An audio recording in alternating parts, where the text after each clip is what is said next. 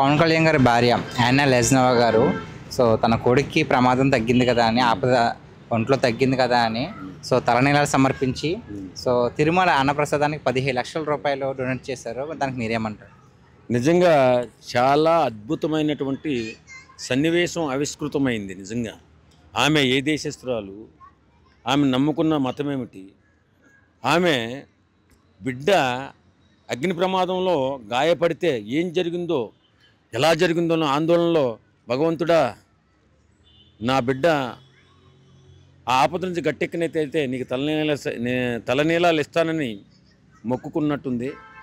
నిజంగా అన్నా లెజ్నోవా గారు ఆ తలనీలాలు ఇవ్వడం, సనాతన సాంప్రదాయాన్ని పవన్ కళ్యాణ్ గారు బలంగా చాటుతున్న తరుణంలో చాలా అద్భుతమైన ఘట్టం ఏదన్నా ఉందంటే ఈ తలనీలాలు ఇచ్చి 17 లక్షల రూపాయలు ఈరోజు అన్నదానానికి చెల్లించినటువంటి విధానం చూస్తే పూర్తిగా అన్నా లెజ్నోవా గారు హిందుత్వాన్ని, సనాతన సాంప్రదాయాన్ని,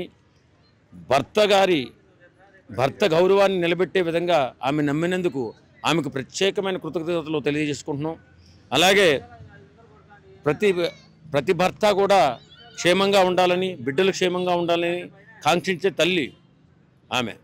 నిజంగా గొప్ప సంస్కారానికి తెరతీసింది. చాలా గొప్ప సంస్కారం ఇది. ఇలాంటిది ఎప్పుడన్నా చూసారా అండి? చూడలేదు. మన రాష్ట్రంలో ఉండి మనల్ని పరిపాలిస్తూ మన దైవాన్ని నమ్మకుండా ఉన్నవాళ్ళు చాలామంది ఉన్నారు. వాళ్ళని పక్కన పెట్టేయండి. కానీ నిజంగా ఈమె చేసిన పని చాలా గొప్ప చారిత్రాత్మక నిర్ణయం. నిజంగా చెప్పాలంటే ఎంత గొప్ప నిర్ణయం అంటే ఆమె అసలు నిజంగా తలనీలాలు ఇవ్వడం చాలా ఆశ్చర్యానికి గురిచేసింది. చాలామంది ఆడవాళ్ళు మూడు కత్తిర్లు ఇస్తారు.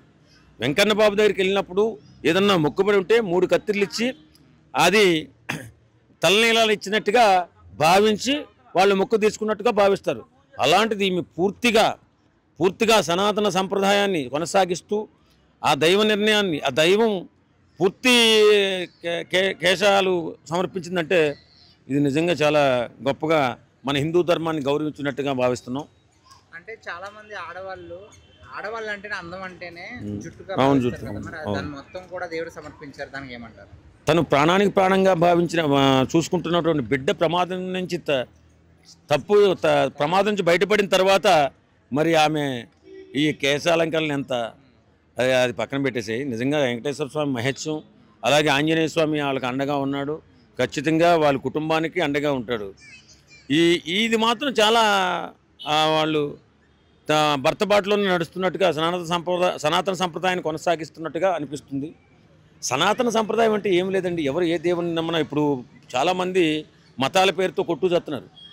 అలాంటి వాళ్ళకి సనాతన సంప్రదాయం గురించి తెలియక సంప్రదాయం అంటే ఏదో అనుకుంటున్నారు. కాదండి, లైఫ్ స్టైల్ అండి. మనం ఎలా బతకాలి, ఇది జీవన విధానం అంటారు. తెలుగులో చెప్పాలంటే జీవన విధానం.